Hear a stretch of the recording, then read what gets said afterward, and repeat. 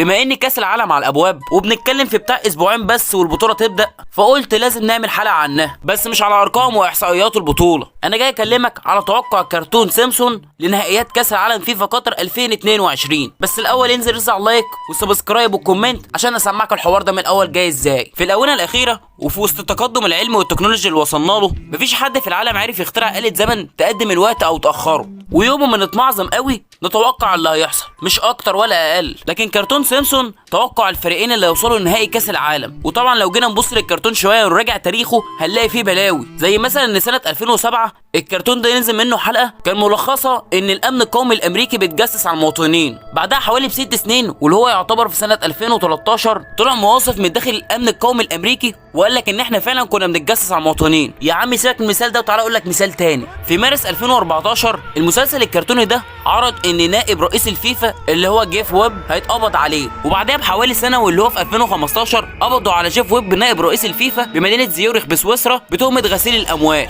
في حاجات اكتر من كده الكرتون ده توقعها، بالرغم ان المسلسل الكرتوني ده بدأ سنة 1997 وبتكون الاحداث اللي بيتوقعوها دي بتكون سابقة الاحداث الحقيقية ب5 أو 10 سنين. انت متخيل؟ واكيد ده حاجة غريبة ومش طبيعية على البشر. بالنسبة بقى لتوقعهم لنهائي كاس العالم 2022 كانت كالآتي.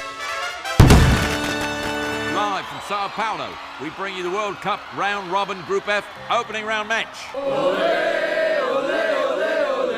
في الحلقة 15 من الموسم ال25 للكرتون كان موجود في الحلقة ان الحكم اسمه هومبر سيمسون، ودي شخصية داخل الكرتون ملناش دعوة بيها. واللي اتقال في الحلقة دي ان نهائي كاس العالم هيكون ما بين المانيا والبرازيل، وذكروا كمان ان في ماتش النهائي ده ان الشوط الاول نيمار هيصاب، واللي هو كانوا ممثلينه بلاعب شبه نيمار كده. وكمان قالوا في الحلقة دي ان البرازيل حاولت ترشي الحكم لكن هو رفض، والرشوة دي ما كانتش مرة واحدة كانت كذا مرة. لكن المضمون بتاع الحلقة ان البرازيل كسبت كاس العالم. خلي بالك على مدار سنين كتير من بطولة كاس العالم طلعت اشاعات كتير انه بيحصل رشوه وغش داخل البطوله، وخصوصا رشاوي الحكام.